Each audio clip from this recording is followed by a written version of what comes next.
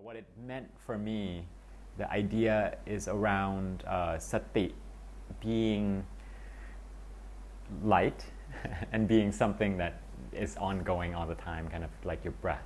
And what I wanted to communicate is how Sati, เกิดขึ้นแล้วก็ดับไปเกิดขึ้นแล้วก็ดับไป it's just like pulsating and constantly in that motion of Sati. Sometimes you have Sati and sometimes you don't, and sometimes you have it again, and sometimes you lose it, and sometimes you have it. Now, if that's one part, and Sati has its own life, and that's in Thai, and Sati is actually a Pali word.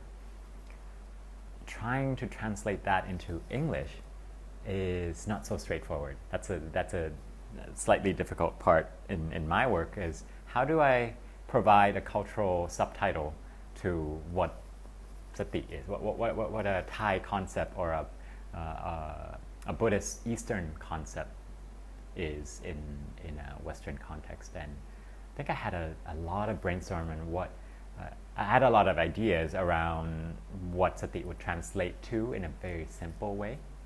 And if I was to write Sati, it would mean one thing. I mean, people would be like, what is that? Is that Sati, Seti, which is a search for extraterrestrial kind of project that's going on in the U.S., or is it STI, like sexual transmittable infections or something like that?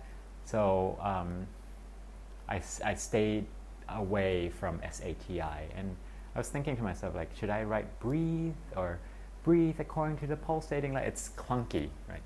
So in the search for simplicity, I landed on B. BE is a reminder to just be in the present, or to be you, and to just be, to just exist. And hence the kind of like a two-part Lightbox thing. One is Sati, which was shown at Barami of Art around that time, around, I believe it was September or October.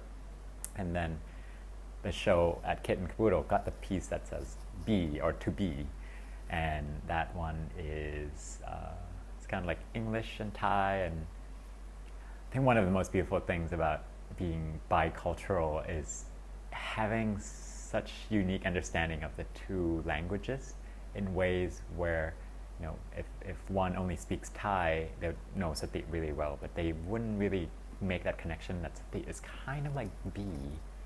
Or if someone knows English, they wouldn't really know like be is kind of like Sati in a way where it doesn't directly translate, right? Because Sati would translate to awareness or consciousness or the state of being awake, or just everything. And then be is sort of like, relaxing into the situation and just simply being present.